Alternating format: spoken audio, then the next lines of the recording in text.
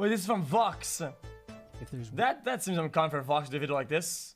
Oh no, Vox in video games? Jesus. one thing I appreciate when playing video games, it's great mechanics. The web swinging in Spider-Man Miles Morales feels really natural. And in Fortnite, you can destroy essentially everything, and then turn it into a wall with a few intuitive gestures. But The Last of Us Part 2 impressed me for something much more subtle. The doors.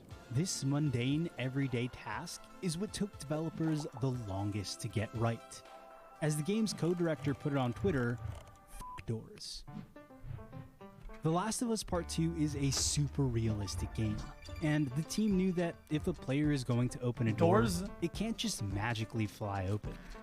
But even for less realistic games, like Fortnite, doors are still painstakingly hard to make. I mean, why take Fortnite as an example? What Fortnite is a makes disaster of a video game. game doors so difficult?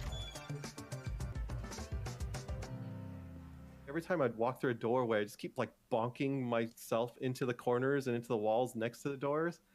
It's like, all right, well, this sucks. I'm Brian Singh, I'm a game developer, and I guess I really like doors. Brian's worked on games like Journey, Uncharted 4, and The Last of Us Parts 1 and 2.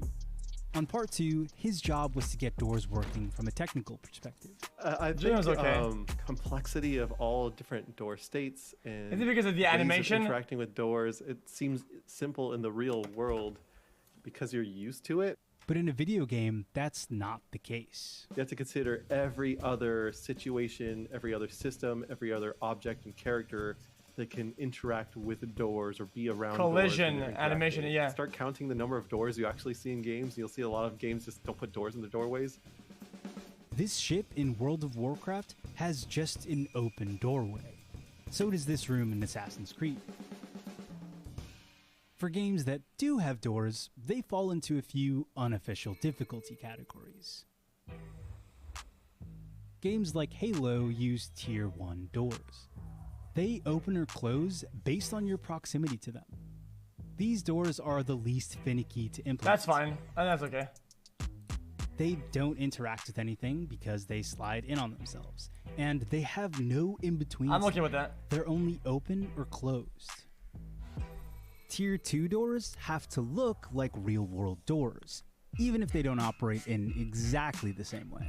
It's very uncommon in the real world to have a door that opens in both directions. In video games, it's extremely common. The character in the game usually doesn't physically touch the door in this tier. It's a fucking But long-range sometimes, spell almost. like in Fortnite, developers might It's so throw in dumb. an arm gesture to suggest character interaction. One of the things that comes up a lot in It's games like a fucking is spell, it's kind dude. of assumed that the size of doors are going to be That's most exaggerated. games. Because you have this problem, what your character is doing is not at all what the actual human player is doing behind the controller. Precision movements can be challenging, which would make navigating through a small door frustrating. Usually the default solution is just make the doors really big, and that way it's way easier to go through the doors. You don't have to think about it. But that's not the only reason doors are huge. They also allow That's for clear noobs. visuals. Once your player goes through the door, like what is the camera doing? Like normally the camera is like just Oh, slightly it's above gonna door jam height, in. so you have to like duck it It's- down. And oh, make sure yeah, the it's gonna- cameraman also like squeezes through the door and doesn't look like crazy. Doors also have to look like they're physically interacting with everything else in the scene. Animation in doors already a f***ing complicated problem. Yeah, as I said, In real animation would be the life, hardest. Everything is solid, but in the world of 3D modeling, nothing is solid. Objects can pass right through each other. Making sure that doesn't happen in every possible scenario with any possible object is a tedious task. Well, Fortnite just dodged the Tier whole 3 thing. doors are maximum effort. The character has to actually physically interact with the door for it to open. Fortnite says Having a fuck it, character dude. actually Long range connect opening. with the door dude, handle without breaking player immersion is This a is so weird. complicated dance between player control and preset animations. It's pretty much a golden rule. Anytime you take control away from the player, it feels weird. It feels bad. So with doors, worst case scenario, you hit the button, you're effectively playing a cutscene or something. Giving players enough control to Yep. break away from the That's door in the middle clanky. of opening it means that character animation must be chopped up into tiny pieces. But even if you get all that right, the work doesn't end there.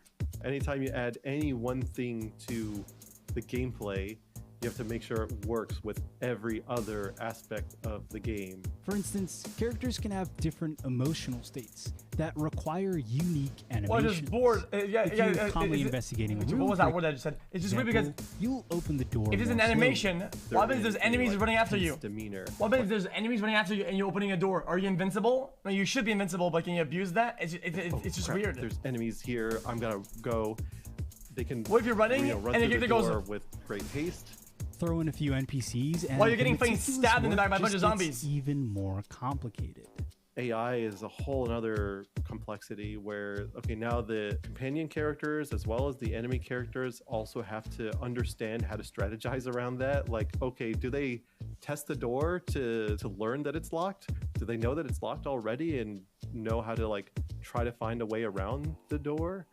And this problem isn't just localized to doors. Other objects, like ladders, are also challenging to make for similar reasons.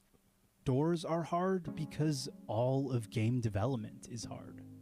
But when the goal of a That game is looks so realism bad. and the fidelity that you can achieve with new consoles is incredible, that challenge becomes something of a necessity.